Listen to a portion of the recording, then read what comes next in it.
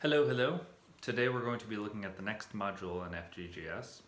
And that module is about structuring your career as an indie developer. So I've just finished going through the module, and there's a lot of meat there, a lot of a useful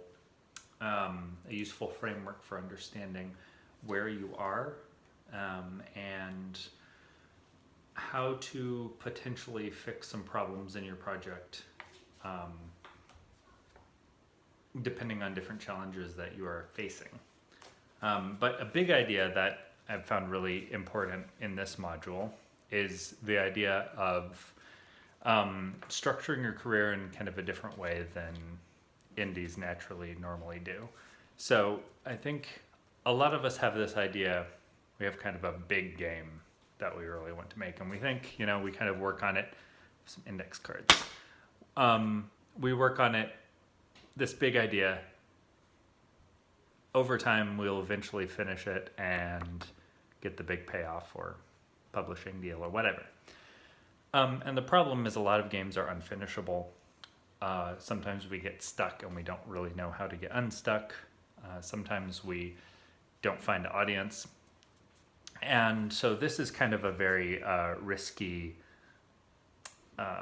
structure for an indie career. It's like, I'm going to just work for years towards that big project, which I don't even know if it's going to be finishable or if it will find audience.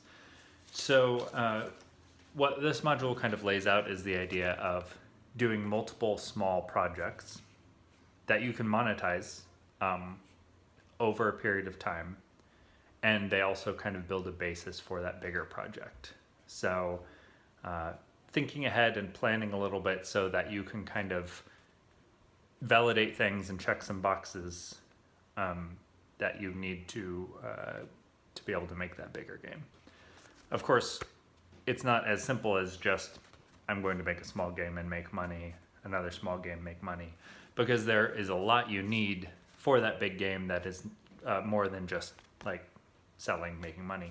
So it really looks a little bit more like make a small game to try to find a little bit of an audience, make a game to learn the genre better, make a game to make a little money, make a game to kind of get your get a bit of a reputation, to prove that you can make good things to, say, a publisher or investor. All of these things are important, and if you are clear about what the point is for a particular game you're making, you can kind of gather resources and build a foundation for that bigger project. And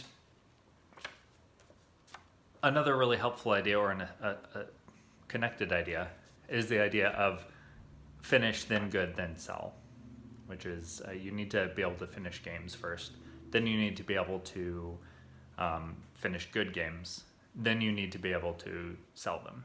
And this doesn't mean leave marketing till the end, which is kind of something that a lot of indies naturally think. It is more,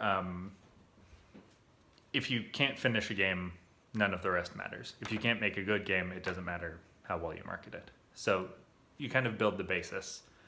And in this module, he does take you through a lot of different sticking points, pitfalls, places where you might not know how to analyze your game and figure out what's wrong or how to fix it. So that's what this module is about. There's a lot of very, very helpful to think about the structure of your career in this way. And it is changing how I make games and how I plan games, definitely, for sure. So that's this week in FGGS. If you want to see stuff about this game, which has changed quite a bit in the past week, I'm going to be separating that out into a separate video because FGGS people might not care. But if you do, that'll be being uploaded here in a few minutes. And bye-bye.